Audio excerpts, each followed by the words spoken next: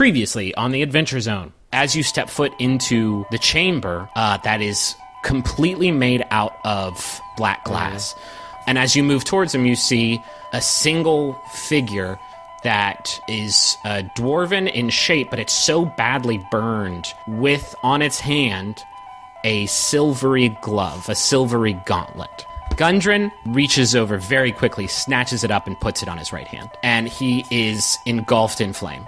I regret this immediately. He goes flying out of the room. And Killian says, we need to get him before he destroys the whole world. The four of you in this wagon crest a hill. As you look down, you actually see a convoy of wagons that have been completely destroyed, completely burned out. And you see laid out next to them a few charred bodies that you make out to actually be orcish. You see four human figures who are sort of picking over the remains, and they have their own cage with a adolescent orc boy in it.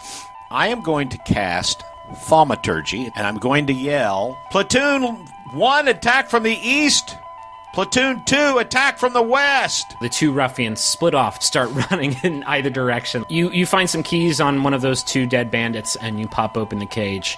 And the orcish boy doesn't seem especially grateful. He just sort of starts to walk away. So he's an Emorc. Okay, bye. That was pretty good. Someone flies. Someone dies. Seriously, this week someone flies and someone dies. It's the Adventure Zone.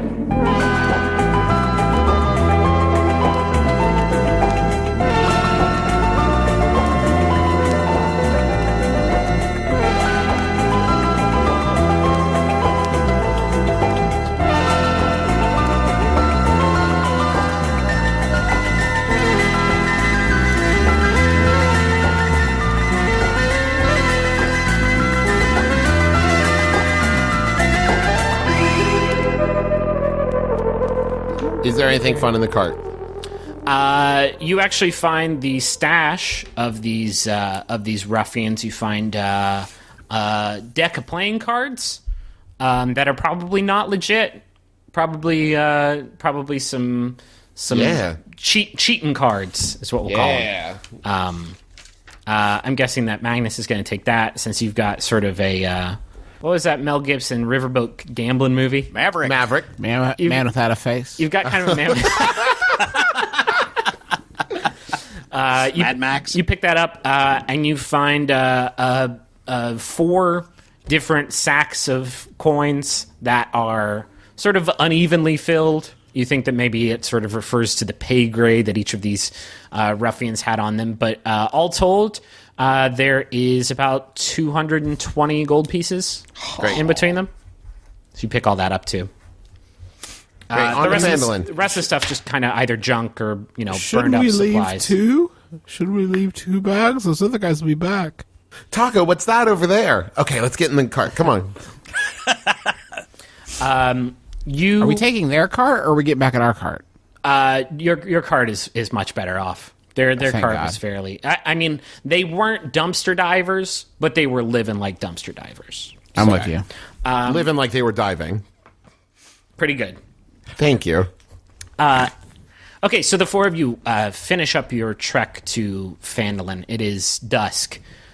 You've made very, very good time getting here, but you can tell by the fiery, burnt path that has been carved in the ground that you have not beaten Gundren to the scene. You follow this path into town. Fortunately, no buildings have been, destroyed. It doesn't look like Godzilla just rushed through here.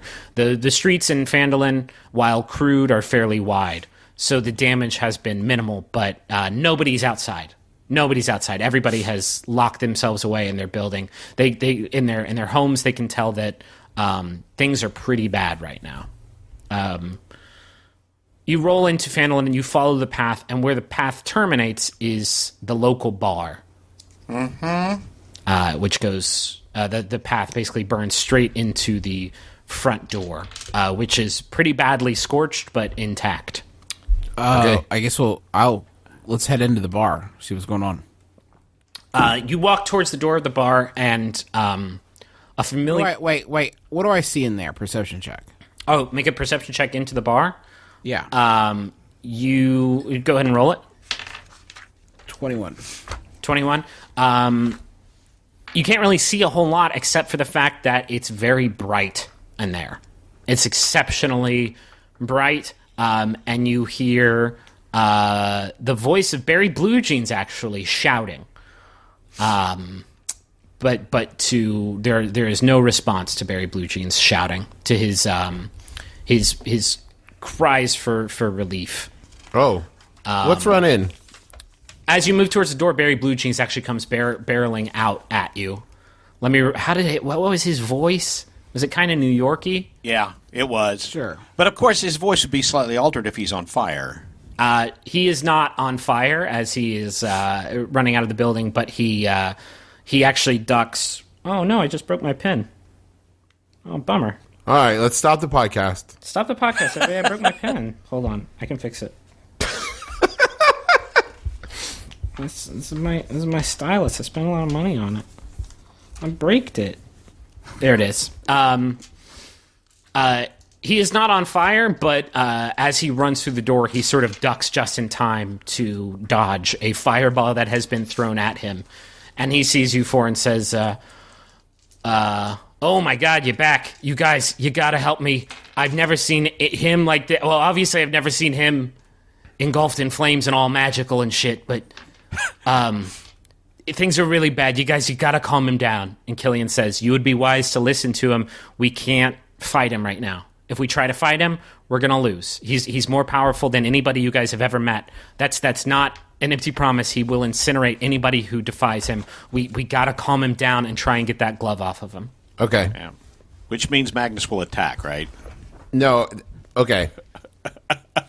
In a surprise moment, Magnus calmly walks into the bar. Gundren actually stops you before you can do that. He blows open the door of the bar and walks out. So now he is standing out in the streets with everyone. Kind of a high noon standoff with Gundren standing sort of in the middle of the circle composed of you three and Barry and Killian. And he says, why would you want to stop me? He says, I finally have enough power to get rid of those goddamn orcs. His voice is changed. It's almost like he's been I don't know. He's been infused with something that he can't control. I cast Charm Person on Gundren. Okay. Do we need to roll initiative? No, No. not yet. We're not fighting him. Okay. We cannot stress enough how much we are not fighting him. We are not fighting him. He has to make a wisdom saving throw. Okay. I rolled an 18. That's going to do it, I think. He is not charmed. And he cast it again. I have 3 spell slots. I'm going to cast it again. He actually, after you cast it the first time, he looks at you. His eyes are just fire now. And that's not like a description of his attractiveness. He's not looking at you smokingly. His eyes are literally fireballs. Gundren, you have to listen. The glove is consuming you from the inside out. Remember your father in the cave. If you don't remove the glove, you're going to die. He says, How close am I to him? We're not going to attack him. You're about 8 feet away from him. He says, I can control it. You can't look at yourself. This isn't you. You don't know what I'm like. Listen, All right. We're not- I slowly walk up towards him. He turns his flaming eyes towards you now. That's fine. I just remind him we're cousins. We have the same bloodline. What's my middle name? What? No, fuck it. What's my first name? Your first name is Gundren. Your middle name is Lou. Gundren Lou. That's right. Gundren Lou Albano. I guess I put my hands on the glove. it burns you very, very badly. I don't You care. You take I don't care. no, you're taking you damage. take 5 points of damage. I'm going to help him control it. Okay. Wait, take that damage. All right. you put your hands on the glove, and he actually steps away and seems to get more angry. What are you doing? This is mine! With the same bloodline, I can help you control it. I don't need your help controlling it. Fine, go. Do what you want. I don't care. Okay. He is all this while, the longer that you guys talked, it seemed like the fire was dying down a little bit, but as you started to touch the glove and he got very defensive, it picked up a little bit, and he's back to like inferno status. Okay, listen, guys. I need to do a check to see if him being on fire gives me the idea for spicy food. That's really important, and then we can figure out a solution. That is our overall taco quest. It's not your taco quest. Well, maybe it's that's not Taco's curse, is he's a dullard until he figures out the taco thing, because so much of his mental processes is taking up, like, by figuring out tacos. I'm not going to be able to... Can we just talk... can we... We can't really, like, discuss this. Can we... do we have time to talk about it? Griffin, can we sort of talk out of character? Yeah, sure. Plan a little bit? Okay, listen. I can't... the only other thing I have, like, in terms of things that I might be able to do to help, I tried charming him. That didn't work. Mage... I mean, I could try Mage Hand, but I don't think I could use Mage Hand to pull the glove off. I have create water, which makes it rain in a 30-foot cube. It seems to me like the key to this is not spells or attacks or anything. It's just talking. That what we need to do is calm him down, and because I think that the glove is taken over, and it's a little bit of like a split personality thing, and we need to appeal to Gundren and get him to take the glove off. I don't think that we're going to be able to wrest it from him or beat him. Who's got the highest charisma? I've got +1. Mine's -1. Mine's +3. Okay, why don't we just have... let's just be simple. Why don't we just have Merle talk to him? Yes. He's a cleric. He's a very soothing presence. How about Merle just talks him through it? They're related. Just don't... Listen, Merle. Don't touch him. Okay. Don't touch him. Don't advance on him. Think like a hostage negotiator. Just talk.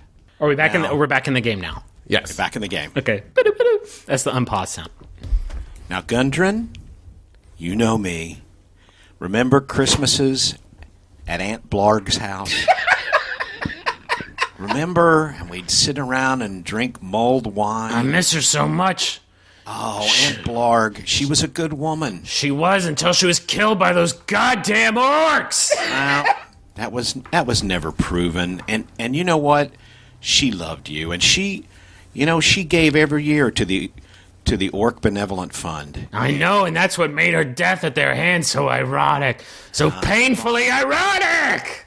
It is painfully ironic, but is this what she would have wanted? Would she have wanted you to do this, to not only kill all these indiscriminate orcs, but burn your own ass up at the same time?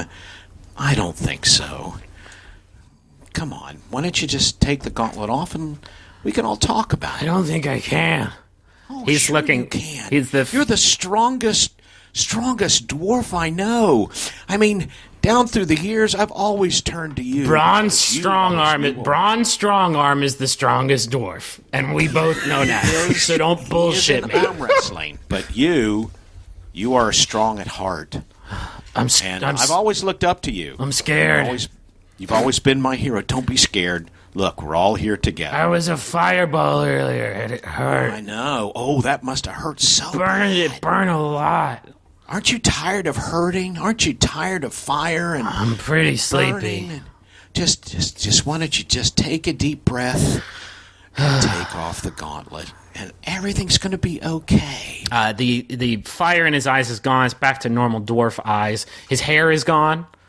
You see that should just burn right up. And his clothes are a little tattered, got some burn holes in them.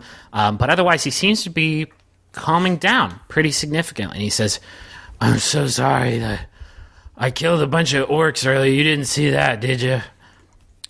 We're going to blame it on the dumpster divers, just for the public. I don't know what you're talking about, but I'm just so tired. I know. Why don't you close your eyes for a little bit, and take a little nippy nap? You're right. I would love a nippy nap. Oh, just think about that. And when you get up, we'll go spelunking. And share stories about Aunt Blarg. I miss her. I know you do. Okay, you guys are right. I can't control this thing, and I think it's time we. Suddenly, you all hear the sound. You hear this sound actually. Thunk. Oh no! I know what that is. And Gundren takes a sudden step forward, like, oh! And turns to the side and puts his hands, like, over his shoulders, reaching towards his back, and you can see an arrow lodged in his back. And you can make a perception check if you want to try and discover the source. Oh, gee. I have a guess. Yeah, right. Who saw this coming? Well, not Gundren, I guess. All right. 11. 11. 20. Taco, you see from the outskirts of the town the figure of the orcish boy who has fired an arrow from a bow about the size of himself. And what? As soon as you as soon as your eyes meet, he turns and hoofs it. And What's the orcish boy? What's the orcish boy's name? That's Emork. Dad, when Justin asked about that, it means we're about to use the name of a listener who tweeted about the show. Yes, we now return you to our podcast. Okay. Already, We're having a lot of fun here today, but we need your donations to keep... We don't like doing these. You don't like doing these. The faster we hit our goal... his name is Kurtz. His name is Kurtz. Kurt With a Z. And an Kurtz. E. I think a silent E. Kurtz. Like Colonel Kurtz. As soon as you match eyes with Kurtz, Taco, he turns and hoofs it. And Gundren is just sort of stunned and is suddenly completely engulfed in flames. His arms are just two columns of flame, and he's growing, and bouts of flame are sort of ripping off of his body and cutting entire buildings in half. He starts screaming, "Who did this?" And not an orc. Wasn't an orc. No way. And Barry goes, "Wasn't me." And then Gundren looks at Barry and, with a giant flaming hand, just sort of crushes him into the ground. Cool. Oh. And Killian says, "Time to go," and starts running towards the center of town as Gundren just sort of keeps growing, and you hear her shout, "Come on, come on, come on! Come on, come on, come on, come on!" No. Barry. I'm not Barry's leaving dead. with all these people here. Barry's I'm super not dead. leaving without Barry. You look at her, and she's pointing in the center of town at a well. She says, "Get to the well, get to the well, get to the well, get to the well, get to the well!" I run to the well. Not without all these... There's still tons of people here. Gundren's growing, and just more fire is pouring off of him. He's expanding. He's actually about to envelop both you, Merle, and Magnus. Okay, I start running for the well, but yelling, "Get out of your homes, get out of town now." Okay. All right. You see job, a couple people step out of their homes and look to survey the scene. Merle, are you also following them to the well? I think we just to get out of the well. Killian pulls out from her bag that feather duster. She taps herself with it and then fires it at the three of you. 3 silvery bolts fly in your direction, and suddenly the three of you are also sort of surrounded by the soft gray light that you saw Killian surrounded by earlier in the mine. And she jumps into the well. And you hear her go, "Come on, come on, come on, come on!" Decision made. Yeah, I follow her. Okay. Follow Me her. too. The three of you dive into the well. It is fairly deep. You fall very slowly, about 40 feet into the well. And as you look up through a small circle of light, you see the night sky grow red. And then suddenly you hear one final scream from Gundren Rockseeker. And then all of a sudden, all you see is flame above you. Just a Tits. giant burst of flame that blots out the sky and roars. It's the loudest sound in the universe. It's the loudest thing any of you have ever heard. And it lasts for about a minute and a half. Could you demonstrate for us how that sounds, Griffin? But like times a billion. You're probably going to need a deep breath for a minute and a half. I can't. I can't. He doesn't have enough phlegm. I just can't do it. So that just happened. You look over at Killian. She actually is unconscious at the bottom of the well. You see that she hit her head as she was falling, even though she was falling fairly slowly. Maybe it was there water in the well? Maybe no, it's an empty well. Suddenly, maybe you think that maybe the three of you landing on top of her probably aided to her unconscious state. It was her dumb idea. Yeah. That is true. That was on her. And so are we. Thank you, Dad. That's pretty good. Thanks. So now we're just like at the bottom of a well, right? Yeah. Cool. Good look. Oh, this is going good. We really suck at this so far. You know, in retrospect, I regret helping that Kurtz kid. I wish we'd killed Kurtz. I wish we'd killed Kurtz too. I wish we. But you know what? Kurtz. A lot of woulda, coulda, shoulda. You know what I mean? That's true. Wish in one hand, spit in the other. Yeah, hindsight, You'll have a 2020 hand and all spit that. on it, right? Yeah, classic. I say So- you keep moving forward. Can anybody levitate or anything? I think we just live at the bottom of this well now. The well is actually, the interior of the well is made of sort of these large cobblestones.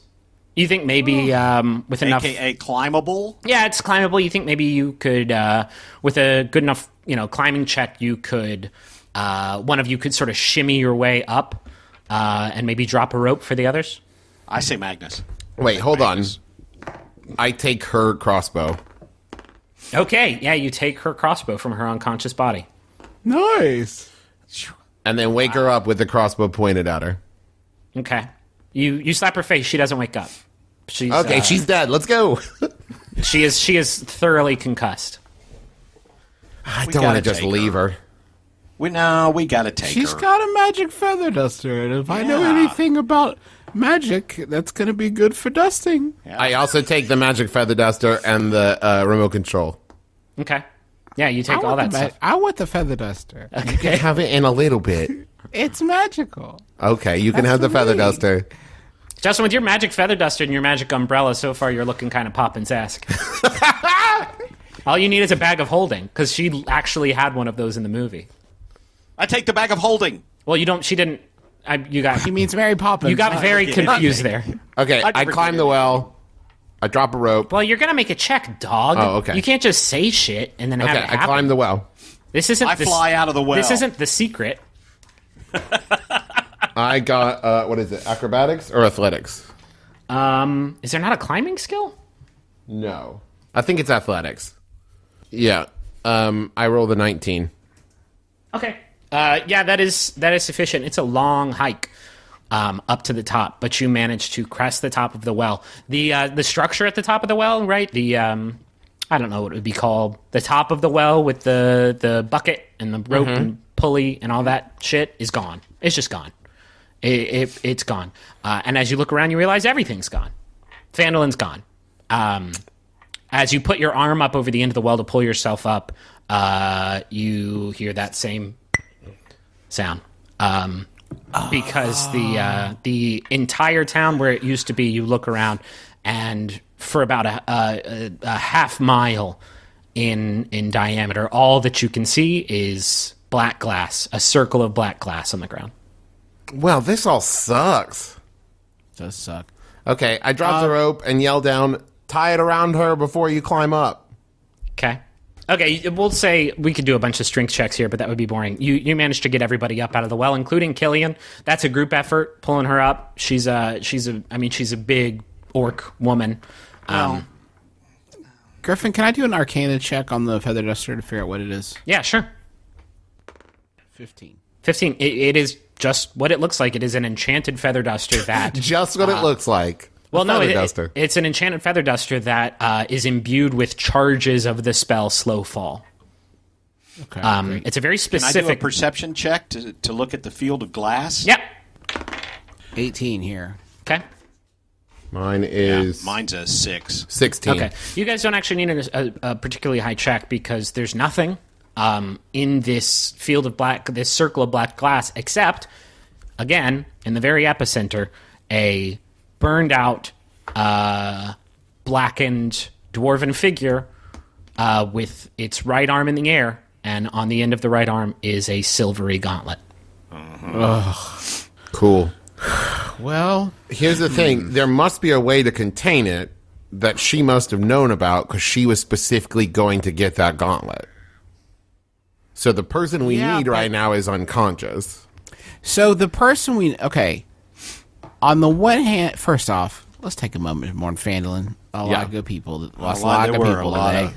Sorry, everybody, that we misadventured. Sorry about Kurtz. We gotta fucking retire our Barry Blue Jeans merch. Yeah. But no, his son, Barry Blue Jeans Jr., is sure to make an appearance.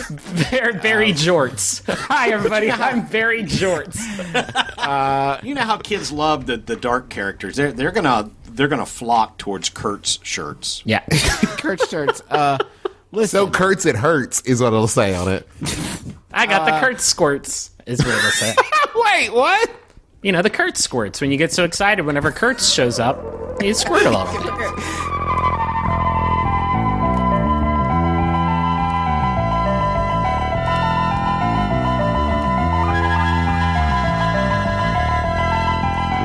Hey, Dungeoneers, it's your DM, Griffin McElroy. Hi, how's it going? You enjoying the episode? I hope so. We worked really hard on it. Well, we played Dungeons and Dragons and recorded ourselves doing it. I don't know if that constitutes hard work. We're not working in a salt mine. I have a few quick announcements here in our mid-episode break. The first and most exciting, at least for us, is that we have our first sponsorship here on the Adventure Zone.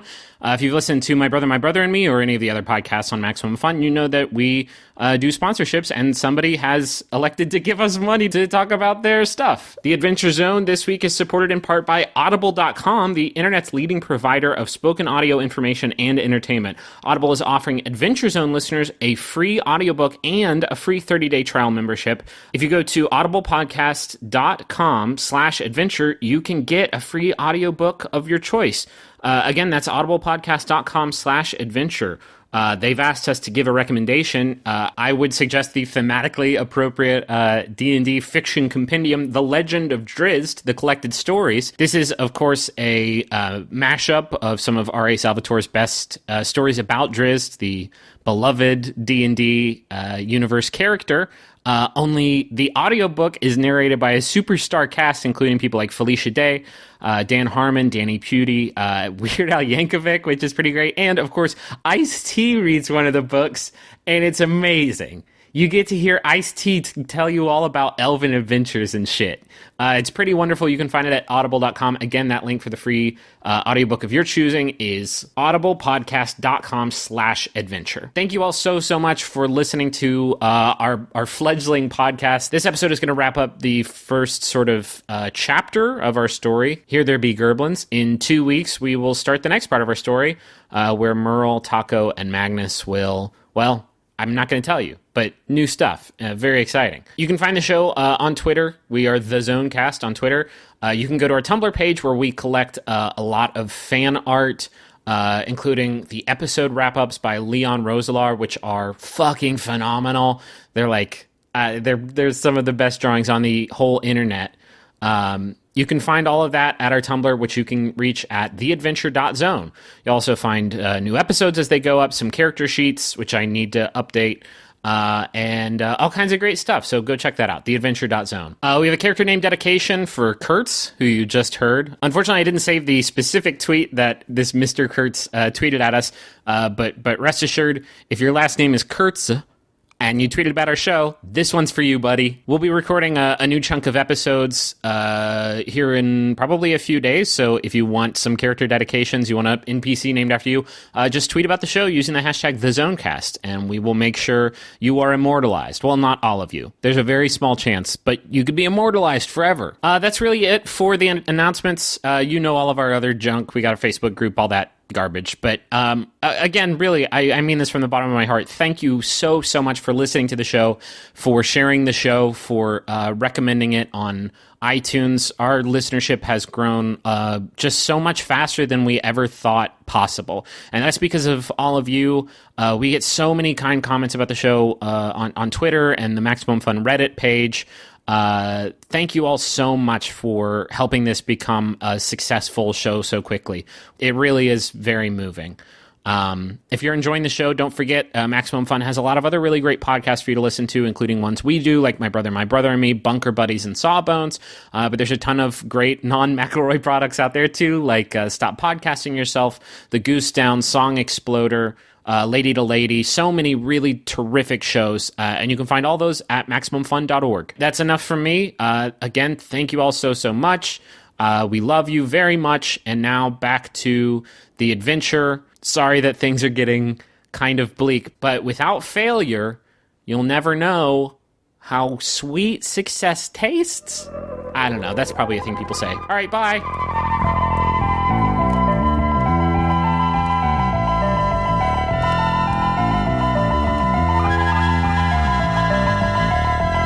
So, okay, listen, we know that touching the glove from the outside is really bad. It's not good. We know that putting the glove on is, like, probably really stupid. Can we cut off his arm? I mean, it would probably just break off. I just don't know if it's safe to take it. I mean, it's obviously really powerful. All right, look, we had two people interested in the gauntlet. One of them is now dead. Right. Let's wake up the other one. Let her have it. You tried to wake her up. She's not asleep. She's concussed. She's unconscious. She's totes unconscious. Could she not be healed? Yeah, I guess. It's kind of what I do. That is true. Wait, hold on. What if it's like the umbrella, where you just need to put the gauntlet on and then beat a check, and then you control it? Well, okay, you twisted my arm. I think that's magical. I'm magic. This is the sort of thing that I've trained for, and I put the glove on. Wait, can we save? Can we hit a save point before we do that? You're not really good at this stuff. Yes, that is exactly why I decided it would be a good idea. As you approach the glove taco, I actually want you to make a will check, a wisdom check. You're making a wisdom check. There was a thing in the last game called will, in the last edition, but you're just sort of making a wisdom check. 16. Okay. Okay. The glove was contesting that, but it failed. You almost felt like the glove was trying to take you over. It almost felt like the glove wanted you to come take it and put it on. Almost like it was speaking to you, like, come put this dope glove on. Okay. Listen. But you beat that check, and you sort of push that temptation aside. Well, but I just realized it was happening, right? I mean, I felt that impulse as I was walking towards it. That's giving me second thoughts. So listen, the glove really wants me to put it on. Can I get some group input on this thing? I say you back up. I think that we've just seen it not only like destroy a town, but two people that were using it. I don't disagree. Here's my argument, though. It is obviously very dangerous. We can't leave it here. We also can't touch it. Oh, I want to search Killian to see what else she had on her. That was it. You've robbed this poor unconscious woman blind. So she didn't have any means of containment for this thing? You pull up her sleeve, and she has on her a metal bracer that has a sort of strange symbol on it, but it doesn't have any sort of clasp or fastener. It just seems to be like on her, and it doesn't seem like you would be able to get it off. I cast Sense Mechanism. You don't have that. No, I don't.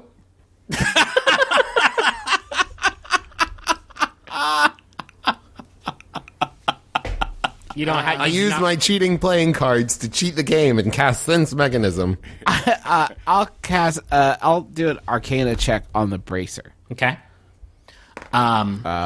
15. Okay. And what is an Arcana? You're just sort of trying to detect whether it's magical. 17. Okay, 17. 17. It is some sort of magic item, but you get the sense that whatever sort of magic in it isn't especially powerful.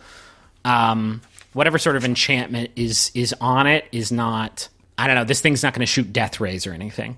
You get the sense that it's a very light, very minor enchantment. I think that's where she's getting her knowledge about this thing from. So one of us needs to get it off her and on ourselves. Why do you think that she's learning stuff from that? Well, because she knows about the gauntlet but can't tell us about it. Just so you know, Griffin, the Arcana check measures my ability to recall lore about spells, magic items, eldritch symbols, magical traditions, the planes of existence, and the inhabitants of those planes. So you detect on this bracer, just because it is a very simple, almost crude piece of equipment with a single symbol on it, you recall hearing about like messaging equipment, almost like a relay or a communicator, where a very simple message could be passed, or perhaps even just sort of a signal can be displayed or transmitted. If I press that one symbol on the bracer, does anything happen? It does nothing to your touch. No. Okay, let me use healing word. Yeah, on her. go for It'll it. Be my last spell slot. Well, first, I'm gonna tie her hands together in front. Okay. And tie her feet together before we heal her and wake her up, because it feels like everything's kind of shook out as far as it's going to shake out for her right now. Okay, that's fine. Yeah, you use that rope that you used to climb up earlier. and when she finds out you stole all her shit, yeah, she won't be so psyched about that. I would say I'm more holding it in escrow until we figure out what's going on. I gingerly slide the feather duster back into her hand. Okay. Okay, so she regains hit points equal to 1d4 plus my spell casting ability modifier. So what should I roll? A D4. 2 plus wisdom, which is 5. Okay. 7. Okay, that was enough to wake her up from. She was unconscious. She was basically at 0. And you tied her up. Yep. Okay, her hands and feet are bound. She wakes up and sits up, sees her hands or feet are bound, looks around, and goes, "Well, I guess we didn't save Fandolin, huh?" Yeah, and I would she's- say so. I guess we did a bad job. She sees you with her crossbow, Magnus, and says, "I'd like that back, please. And my hands would like those back, too, if I could just use them." Okay, I would I like feel you to like we untie probably me, could have mate. done more for Fandolin had we known what the fuck was going on before we came here. How many fucking times do I have to tell you that I literally can't tell you anything? I can't tell you any helpful information. I can't tell you. I can't tell you. I feel like you could have done a little more. though. Yeah. I mean, Little. like a little more, like some context clues or perhaps some charades. Maybe drop the hint that he was going to turn into a giant of fire. Let me Draw a picture. All right, okay, fine. Let's try this. You tell me when it gets staticky. Cool? Okay. I have to pick my words very carefully. Am an employee of a group of concerned people. How is it so far? So far, so good. No crackling. interference. Who are working to Yeah, there we go. We got crackles. We got crackles on you our got end. to crack. Oh God, Got crackle. Who are working to make the whole land safer. How's that? Okay, that always clear. Except that's hard to buy because the first time we met you, you sicked a giant grinder thing on us. I thought you were trying to stop my group of people from doing a good thing. Well, you're a little bit grind and ask questions later. Yeah. Is your inability to talk to us related to your bracer? Oh, this whole thing? No. What is that old thing then? What's the bracer for? Oh, Jesus. Just asking. Oh, well, see, whenever you touch the thing on my bracer, it from the... I think you were faking that one. I think you're just doing You that. kind of spit a little on that one. She suddenly looks over and sees the gauntlet again and says, wait a minute. How have none of you grabbed the gauntlet and put it on? Oh, we're super cool. We're really chill, and honestly, I was afraid if we're just putting it out there. You mean its thrall didn't take you over? No, I'm dumb, but super willful. It wasn't even a thing for me. I was fine. She looks at you. See that same look in her face that she had when she saw you defeated Magic Brian, where she is just thoroughly impressed with you guys. And she says, nice. she says, you guys, where did you guys come from? Your mama. That's a pretty good burn. I would think you would all be orcs, or at least like all of the same sort of like race, but Well, I was born in Raven's Roost. You guys? we don't. We, No, not the backstory. that's for the blog, she says. She says, "Okay, I'm gonna let you guys in. I swear to the gods.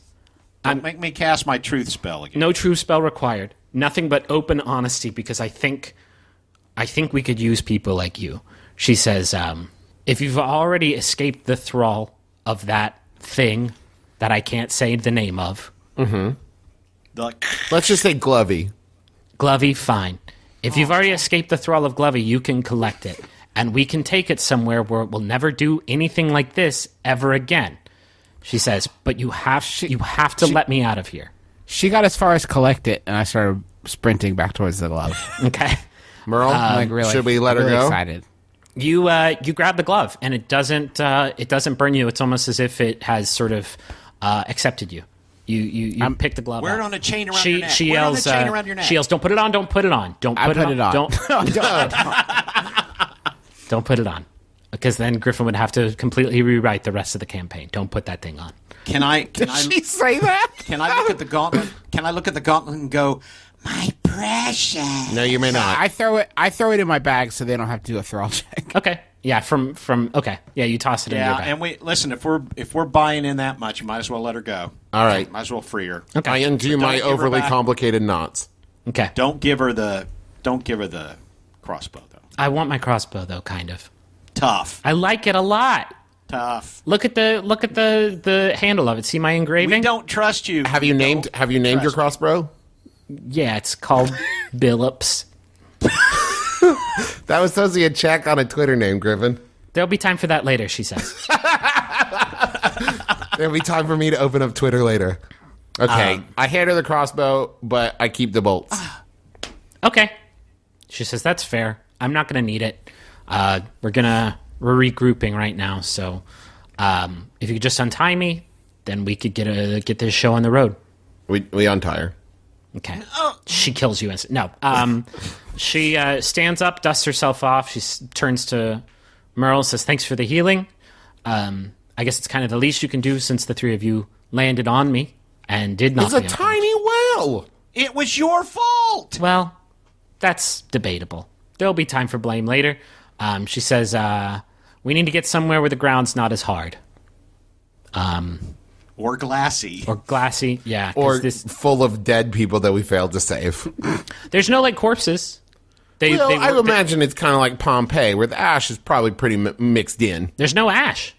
It's just black glass. Almost, it burned the ground. It was so hot that everything just sort of evaporated. You might be breathing in some. Were the people of this town at least like really like not so nice people? Something that just like softens the blow. Yeah, they were all orc racist. Does that make you feel better? It does. It does a little bit.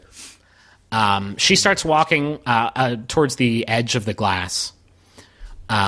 She points her finger at the ground about 100 feet away and presses the rune on her bracer, and it starts to flash. Christian, quick question: are Yeah. her feet kind of sliding around the black glass? Like it's a little bit humorous if it wasn't such a serious situation.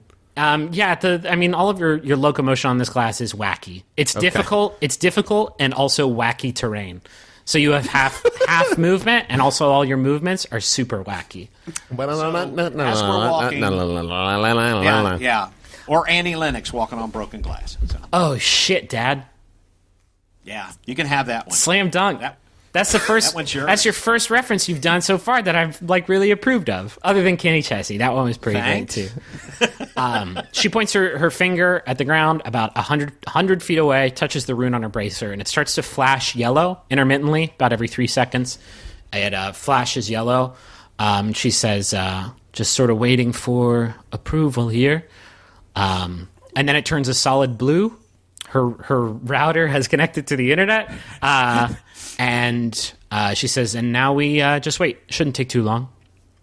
What are your names again? Magnus. I'm Merle Highchurch. How about that one? No? I'm Taco, and he doesn't normally sound like that. He's just trying to impress you. Yeah, well, mission accomplished. Ooh, boy.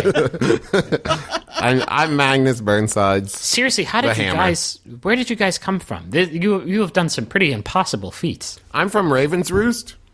Oh, God. Good. Well, look, we've got some time while we wait. So let me tell you, I was born got the about- son of a carpenter. We've got about 30 seconds, so... Okay, we was were born the son of a we carpenter. were in prison together. What? Wow, really? Yeah. Yeah. Well, how about you just don't make those character choices for people? Yeah, fighting the man. We were fighting the man. What man? You know, the man. The man. You know. Charles. The man. Charles. I told you it was a very powerful god. It's pronounced Thimin. We've been over this so many times. About 5 more seconds. Well, What's your deal? But My deal is... You hear a sound from up above, and Don't tell them. the cloud... Keep it to yourself. Killian! from a cloud hanging above the city, the cloud just sort of bursts apart, and you see a shape flying down. And It's the angel of Barry Blue Jeans. suddenly a seraphim reveals himself to you. Y'all did great. A figure is flying down. It has burst through the cloud, and it lands about in the spot that Killian pointed to. And she starts walking towards it. She's like, "Come on, And it's Al. get the lead up." He said, I don't know why you haven't leaped yet, Killian. God, Travis, you're giving me ideas now. I've got like 4 pages of campaign notes. I'll throw them shits in the garbage. Sam. Oh boy. Oh, boy. You move towards the shape, and as you get close to it, you see a glass sphere with some solid metal trimming around it. It's about the size of a Volkswagen Beetle. This episode's sponsored also by Volkswagen. And inside is 4 chairs. And Killian taps on the glass, and an aperture opens that she climbs through and sits in and straps herself into one of the It's chairs. really lucky that there's not just like 3 chairs or like 16 chairs. Yeah. It's very fitting. There's 4 of us, right? She says it's best if you don't think about it. Okay. Are there Done. Luna bars? Yeah, there's lots of Luna bars in here. There's Yeah. we got a med kit. If you want to stitch yourself up, I can prep some tea. It's not great tea. With the delicious vitamins in Luna bars, we don't even need a med kit. That's right, Travis. Because Luna bars are graded A for deliciousness and nutritiousness. None of those start with A though. For a delicious bar. so if you wondered what Dungeons and Dragons is, that's how you play it. The end. We've gone That's just one example of how to play Dungeons and Dragons. buy your own kits at home and supplement your own Luna Bar Patent advertisements. Say whatever dumb shit. You can advertise whatever you want. Geico, mattresses, Geico mattresses? whatever. We ensure the greatest sleep you've ever had. She's like, hop in. Come on. Get the Okay. light out. Magnus hops in and picks the best seat, the one up front next to the driver. You got shotgun. Yep. There doesn't seem to be any kind of steering apparatus. I know how this works, so we do it with our brains. Well, then you're going to crash. You're going to crash into the sun. All right, I turn to Taco and I say, "It'll be all right. Come on, I'm scared. let's get on the big glass ball. Okay. Okay, it'll be fun." Don't tell me twice. Arcana check.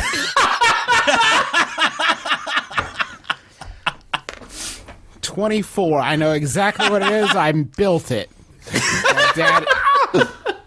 My dad made it. It is a vehicle. You are detecting a magical signature. You don't know what it is, but you're detecting it at the top of the... This isn't a detection. It's more about, like, against my knowledge of the arcane arts. You don't. There is a. Okay, you recognize the enchantment. There is a compression enchantment. It's almost like there's something in there that is very big that by magical means has been made very small.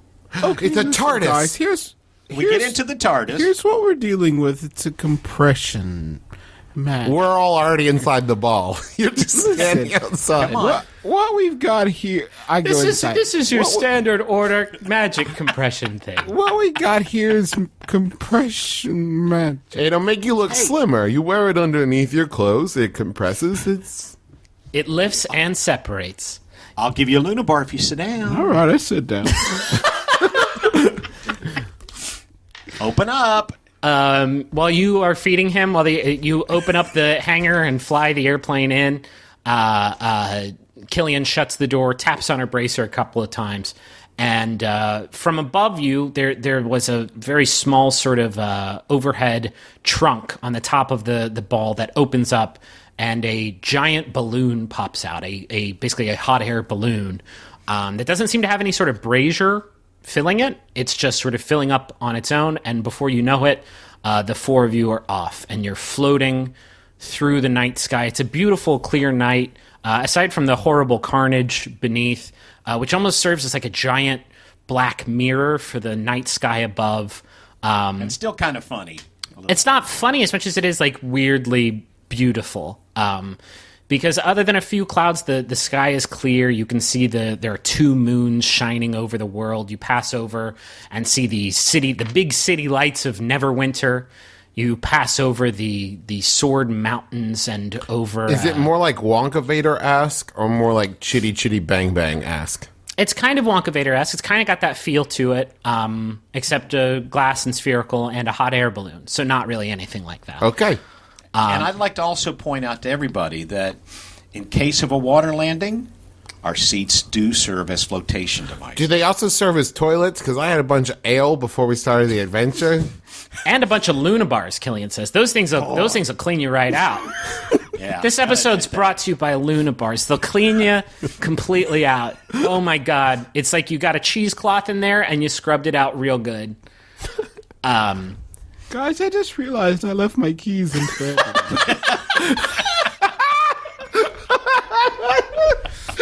How do you turn around? My library books.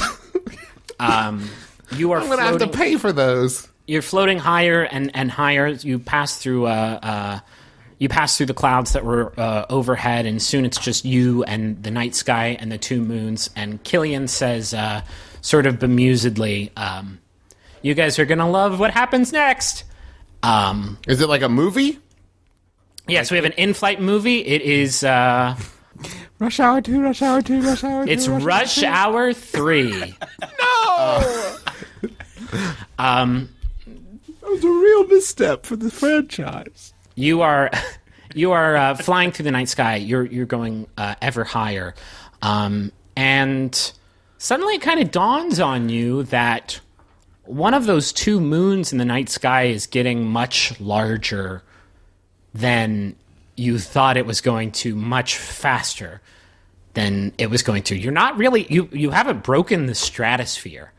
You're not in outer space, but it's almost like you can reach out and touch the moon. Oh, that's no moon. I fucking knew somebody was going to make that goof, and you didn't let me down. Thank you, my nerd-ass dad. Guys, the moon's expanding. Killian says... I just said it's no moon. Killian Magnus says, wakes up. What's going on? You wake up just in time to see a... Bridesmaid. A bridesmaid has started. You've just finished Rush Hour 3. Are any of you even paying attention to the goddamn moon, or are you too busy watching the in-flight movie? I said it was no moon. Okay. You wake up, Magnus, just in time to see a portcullis? Is that a word? A portcullis. Hold on. Yep. That's like a castle gate, right? Okay. There's an aperture that sort of slides open in the moon, and it's Ew. getting bigger and bigger and bigger. porthole. A porthole. And suddenly you have gone through it. You have gone into the moon. And you are surrounded by blackness, inky blackness. And Killian says, well, guys, hold on to your butts. Okay, I roll up butt holding. Okay, 14 on holding my butt. I grab my butt. I also grab my butt and I talk with it. And it's a hilarious topical reference that everyone in the sphere gets.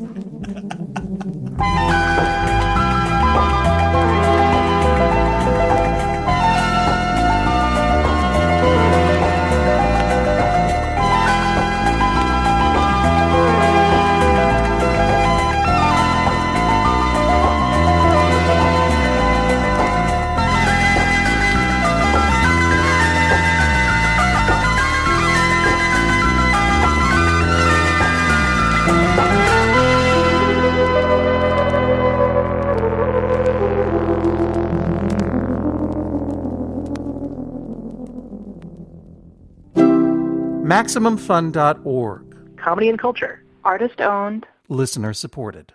Hi, I'm Brian Fernandez, a.k.a. Sunny D, producer of Jordan Jesse Go. I'm Lindsay Pavlis, producer of Wham Bam Pow. We're the stars of Maximum Fun's first web video series, Brian and Lindsay Will Totally Eat That. Someone throws us a snack, we eat it, and then we rate it on a scale from yummy to crummy. We have recorded a pilot, and we're raising funding for the series on Kickstarter until February 20th. And if we receive enough backers, we will receive a huge challenge grant from our friends at hover.com. Go to MaximumFun.org/toteseat for more info or find us on Kickstarter.